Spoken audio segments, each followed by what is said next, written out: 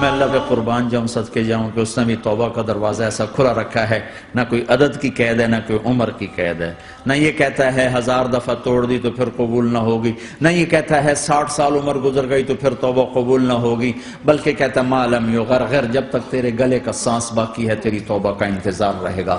اور پھر ساتھ یہ کہتا ہے کہ تو اتنے گناہ کر کے زمین سے اٹھا کر آسمان کی چھت کو لگا دے، پھر ایک دفعہ کہہ دے یا اللہ معاف کر تو میں سارے ہی معاف کر دوں گا، ولا ابالغ، مجھے پرواہ بھی نہیں ہوگی، پرواہ بھی نہیں ہوگی۔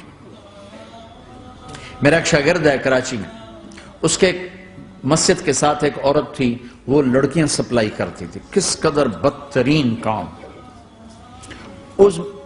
اس نے، میرے شاگرد نے اس عورت کے بیٹے سے دوستی لگائی اور اس کو میرے بیان کی کیسٹ دے دی۔ اس نے کہا یہ سن لینا۔ اس نے گھر میں جا کے لگا لی، اس کی ماں کام کرتے ہوئے چلتے پھرتے سن رہی، کانوں میں آواز پڑ رہی۔ تھوڑی دیر کے بعد وہ آ گئی، کہنے لگی مجھے بھی سنا، تو اس نے سنی، پھر کہنے لگی دوبارہ سنا، پھر دوبارہ سنی، پھر کہنے لگی ایک دفعہ اور سنا، پھر ایک دفعہ اور سنی۔ کہنے لگے یہ کون ہے؟ کہ پتہ نہیں کون ہے۔ کہ کس نے دی؟ کہ یہ مولوی صاحب جو مسجد کا اس نے دی۔ تو اس نے بیٹے کو لیا اور مسجد کے دروازے پر آ کے، لوگ تراویح پڑھ کے نکل رہے تھے، انہوں نے کہا میں یہاں کے امام سے ملنا چاہتی ہوں۔ تو آ گیا، امجد نام ہے اس کا۔ کہا مولوی صاحب یہ کیسٹ آپ نے دی ہے؟ کہا جی۔ یہ کون ہے؟ کہ میرا استاد ہے۔ کیا نام ہے؟ طارق جمیل۔ کہا اس نے کہا ہے کہ جتنے بھی گناہ کرو توبہ کرو تو قبول ہو جاتی ہے، تو میری توبہ قبول ہو سکتی ہے؟ تمہیں تو پتہ میں کیا کرتی ہوں۔ کہا ہاں بی بی توبہ تو سب کی قبول ہے۔ کہا اچھا پھر میں تمہیں گواہ بناتی ہوں، میری توبہ، میری توبہ۔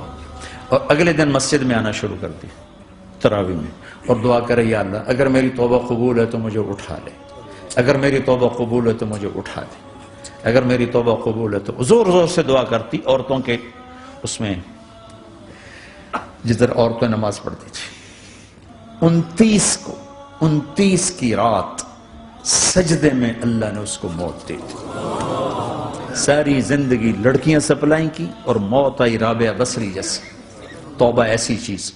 میں نواب شاہ میں تھا تو ایک وڈیروں کو جمع گیا، وڈیرے مسجد میں تو آ نہیں سکتے، سندھی وڈیرے، تو ہم نے ایک وڈیرے سائیں کے گھر میں ہی بیان رکھ دیا، تو وہاں آ گئے سارے۔ تو ایک وڈیرے کو لے کر بڑی مونچھیں اور جلالی چہرہ اور بہت غلط زندگی، میں نے بیان کیا، وہ بیان میں روتا رہا۔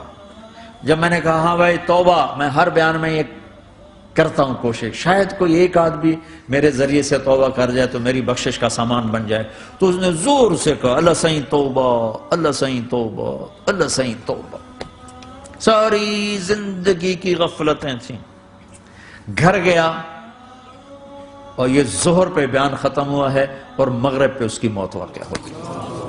ساری زندگی گناہوں میں گزار کے وہ گیا جنت میں، کہ توبہ تہدم ما کان قبلہا، کہ توبہ ہر گناہ دھو دیتی۔